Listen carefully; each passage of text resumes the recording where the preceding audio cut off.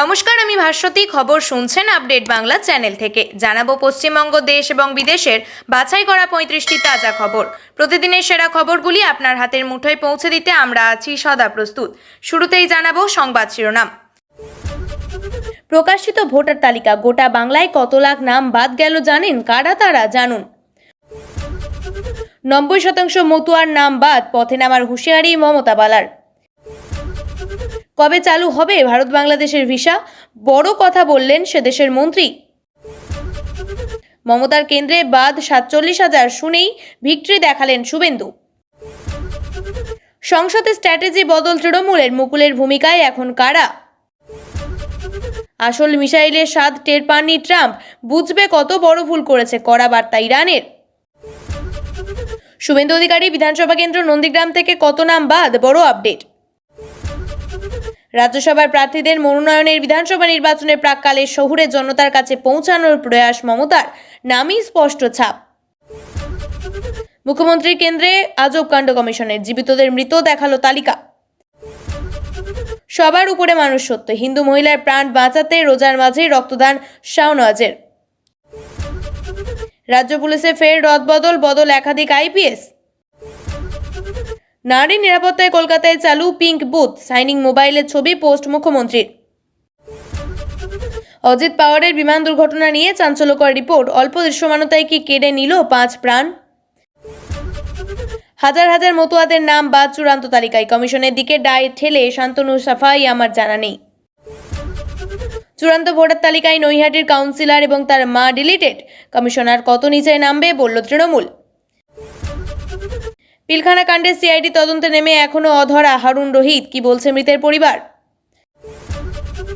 সংসদে স্ট্র্যাটেজি বদল তৃণমূলের, মুকুলের ভূমিকায় এখন কারা? আপনাদের কাছে একটা অনুরোধ রইল, আমরা প্রতিদিন চেষ্টা করি আপনাদের জন্য সঠিক, সংক্ষিপ্ত এবং নিরপেক্ষ খবর পৌঁছে দিতে। আমাদের এই ছোট্ট চেষ্টাকে যদি আপনার ভালো লাগে তাহলে দয়া করে লাইক দিয়ে পাশে থাকার বার্তা দিন। আপনাদের একটা লাইকই আমাদের আগামী দিনের অনুপ্রেরণা। এতক্ষণ শুনছিলেন সংবাদ শিরোনাম, এবার জেনে নেব বিস্তারিত খবর।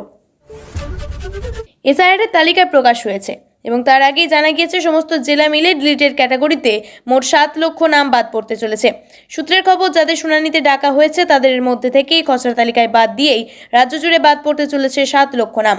নির্বাচন কমিশন সূত্রে খবর, উত্তর কলকাতায় এখনো বাদ গিয়েছে 4,07,000-এরও বেশি ভোটার। বাঁকুড়া জেলায় মোট বাদ গিয়েছে 1,35,000 ভোটারের নাম। খসড়া তালিকা থেকে বাদ গিয়েছে 1,32,000 ভোটারের নাম। শুনানির পরে মুছে দেওয়া হয়েছে 3,000 ভোটারের নাম, অর্থাৎ প্রায় 1,35,000 ভোটারের নাম বাদ গিয়েছে। আলিপুরদুয়ারে বাদ গিয়েছে মোট 11,692 জন ভোটারের নাম। ঝাড়গ্রামে বাদ গিয়েছে 54,030 জনের নাম। উত্তর কলকাতায় বাদ 4,07,000, খসড়া তালিকায় বাদ 3,90,000, সঙ্গে পড়ে বাদ 17,000। নদিয়া জেলায় বাদ 2,71,000, খসড়া থেকে বাদ 2,16,000, সঙ্গে পড়ে বাদ 55,000। কি বলছে প্রাথমিক অঙ্ক? কতজন বাদ যেতে পারে ভোটার তালিকা থেকে? এসআইআর হওয়ার আগে পশ্চিমবঙ্গের মোট ভোটার ছিল 7,66,00,000 কিছু বেশি। প্রথম খসড়া তালিকায় প্রকাশিত হয়ে দেখা যায় সেখানে বাদ গিয়েছে 58,20,595 জনের নাম। এরপরে ভোটার তালিকায় ভোটারদের সংখ্যা দাঁড়ায় মোটের উপরে 7,08,00,000। এই 7,08,00,000 মধ্যে লজিক্যাল ডিসক্রিপেন্সির আওতায় নথিপত্র দেখানোর নোটিশ পাঠানো হয় 1,20,00,000 কাছে। ভোটার তালিকায় আনম্যাপড থাকার নোটিশ পান প্রায় 32 লক্ষ ভোটার। রাস্তায় নেমে প্রতিবাদে হবে তীব্র হুঙ্কার সাংসদ মমতা বালা ঠাকুরের। এসআইআর ইস্যুতে আগেই একবার অনশনে বসেছিলেন তারা। মতুয়ারা আশঙ্কিত ছিলেন এসআইআর হলে নাগরিকত্ব থাকবে না তাদের। তবে শনিবার এসআইআর এর চূড়ান্ত তালিকা প্রকাশিত হওয়ার পর তৃণমূল সাংসদ মমতা বালার দাবি, মতুয়া অধ্যুষিত এলাকায় 90% মানুষের নাম বাদ গিয়েছে। এরপরেই পথে নামার হুঁশিয়ারি দিলেন তিনি। তৃণমূল সাংসদ বলেন, এতদিন বিজেপি বলে এসেছে মতুয়াদের কোনো সমস্যা হবে না, আর এখন বিভিন্ন প্রান্ত থেকে মতুয়াদের ভোট কেটে দেওয়া হচ্ছে। বিভিন্ন জায়গা থেকে মতুয়াদের ফোন আসছে। এখন শান্তনু ঠাকুর বলছে নির্বাচন কমিশন বলতে পারবে, অথচ আগে বলেছিল মতুয়াদের পাশে তিনি থাকবেন। এখন তিনি উল্টো কথা বলছেন। কখন কি বলেন ঠিক থাকে না। তৃণমূল সাংসদেও পরামর্শ দিয়েছেন যাতে শান্তনু ঠাকুরকে মাথার ডাক্তার দেখানো হয়। তিনি বলেন, মতুয়াদের মিথ্যে আশ্বাস দিয়েছিলেন, আমরা আগেও বলেছিলাম অনেকাংশের মতুয়াদের ভোট কাটা যাবে, ঠিক তাই হয়েছে। বাগদার 60 থেকে 66% মতুয়া ভোট, সেখানে 14,000 ভোট বাদ গিয়েছে। এখানেও বেশিরভাগ মতুয়াদের ভোট বাদ গিয়েছে। আমরা মতুয়াদের পাশে আছি, পথে নেমে প্রতিবাদ হবে। অন্যদিকে বাগদার বিধায়ক তথা মতুয়ার বাড়ির সদস্যা মধুপর্ণা ঠাকুর জানিয়েছেন, বাগদায় 14,000-এর বেশি ভোট কাটা দিয়েছে। 13,000-এর বেশি ভোট বিচার্য রাখা হয়েছে। এই এলাকায় বেশিরভাগই মতুয়া সমাজের বাস। তাদের যদি অবৈধ ভোটার হয় তাহলে গ্রাম প্রধানমন্ত্রীও অবৈধ। আমরা মতুয়াদের পাশে আছি। বাংলাদেশের নাগরিকরা যাতে ভারতে যেতে পারেন সেই ব্যবস্থাই করছে বিদেশ মন্ত্রক। শুক্রবার ফরিদপুরে গিয়ে এমনই বললেন বাংলাদেশের পররাষ্ট্র প্রতিমন্ত্রী শ্যামা ওয়েবাদ।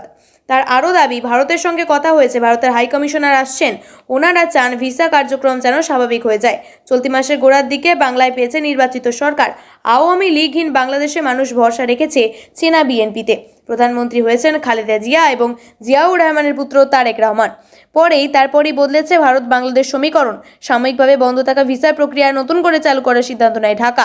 সেই সময় বাংলাদেশের সংবাদ মাধ্যমের তরফে একটি প্রতিবেদন উল্লেখ করা হয়, নয়াদিল্লিতে অবস্থিত বাংলাদেশ হাইকমিশন ত্রিপুরার আগরতলায় স্থিত বাংলাদেশের সহকারী হাইকমিশন থেকে ফের ভারতীয় নাগরিকরা ভিসা পাবেন। ভারতীয়দের জন্য ভিসা সহ অন্যান্য পরিষেবাগুলি ফের চালু করার সিদ্ধান্ত নিয়েছে ঢাকা।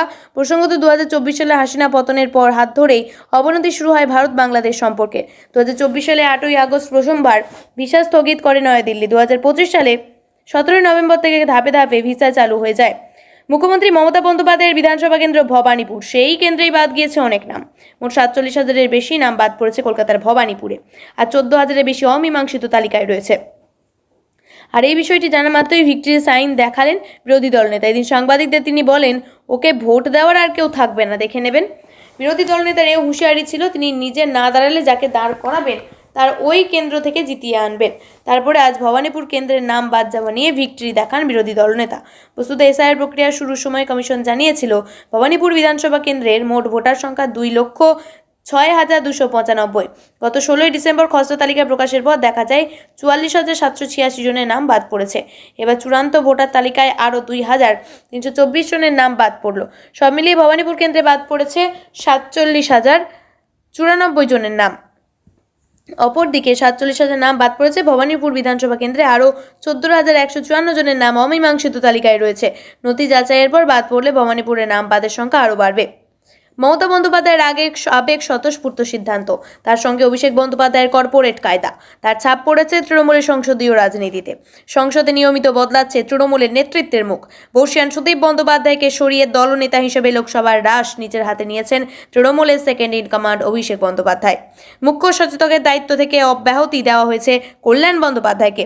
ডেপুটি লিডারের দায়িত্ব পেয়েছেন শতাব্দী রায়। লোকসভার মুখ্য সচেতকের ভূমিকায় কাকলি ঘোষ দস্তিদার।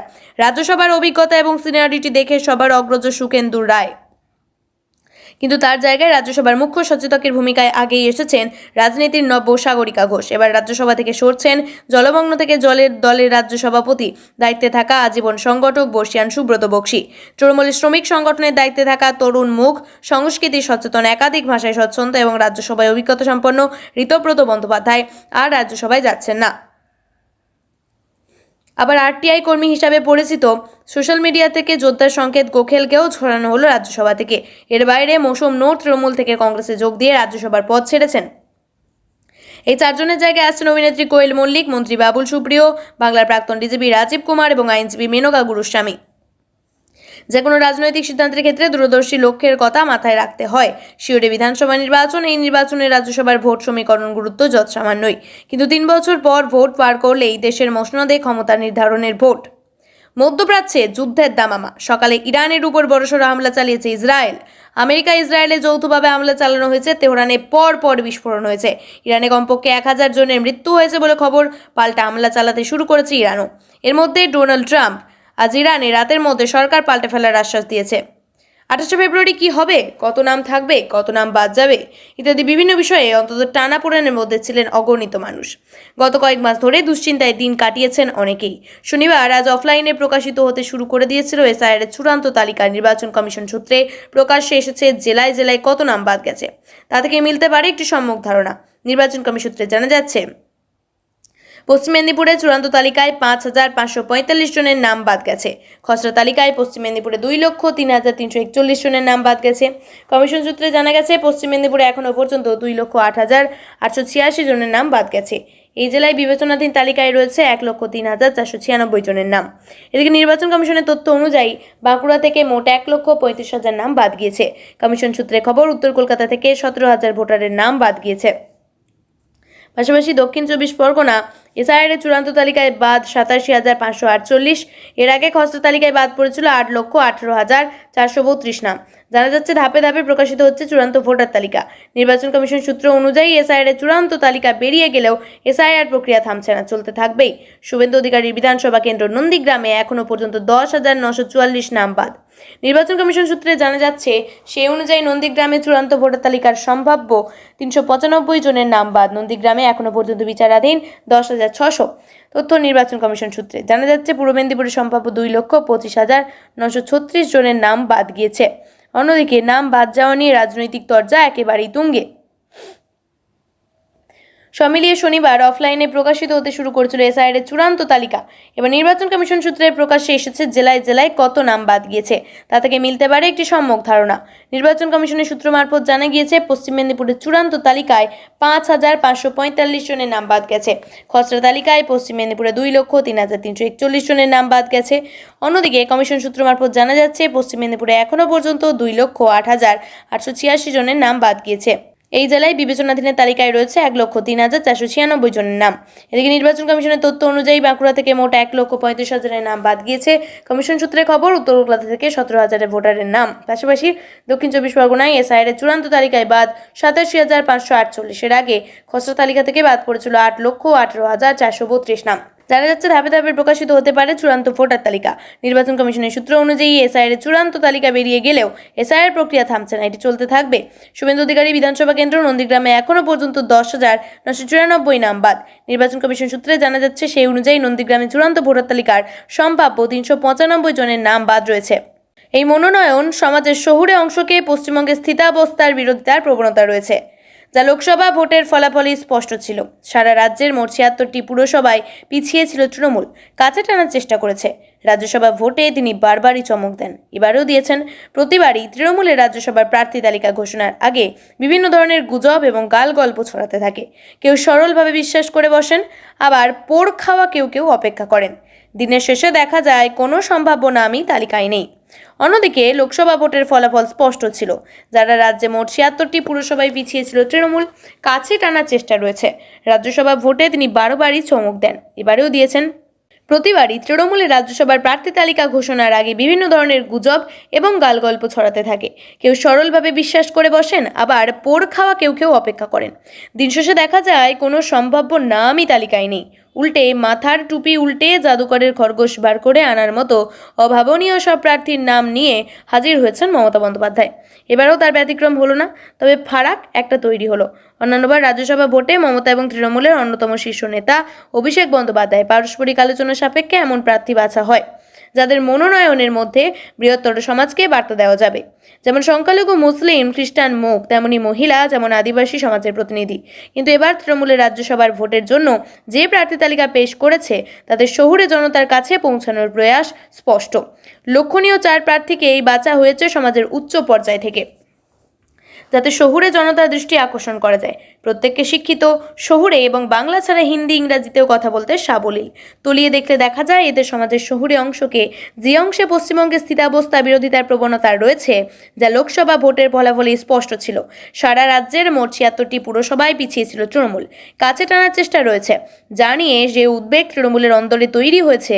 কোয়েল মল্লিক বাংলা ছবি জগতের দাপুটে অভিনেত্রী, একই সঙ্গে সফল সংসারী। তার এবং তার পরিবারের সহবত বোধ যথেষ্ট প্রশংসিত এবং আলোচিত। তিনি টলিউডে যে অর্থে শ্রমিক শ্রেণী নন, মডার্ন হাই স্কুলের প্রাক্তন ছাত্রী কোয়েল মল্লিক পরিবারের সঙ্গে মমতার সম্পর্ক বরাবরই ঘনিষ্ঠ। কোয়েলের বাবা প্রবীণ অভিনেতা রঞ্জিত মল্লিকও তৃণমূল নেত্রীর কাছের মানুষ, ফলে কেউই খুব একটা আশ্চর্য হননি। ফলে অভিষেকের রঞ্জিতের বাড়িতে গিয়ে তার হাতে রাজ্য সরকারের উন্নয়নের পাঁচালি তুলে দিলেন। তখন অবশ্য কেউ ভাবতে পারেনি, কয়েক মাস পরে মল্লিক পরিবারের কন্যা কোয়েল তৃণমূলের রাজনীতিতে সক্রিয়ভাবে যোগ দিতে চলেছেন। অন্যদিকে অনেকে মনে করছেন, কোয়েলকে রাজ্যসভায় পাঠানোর প্রক্রিয়া সেদিনই শুরু হয়ে গিয়েছিল।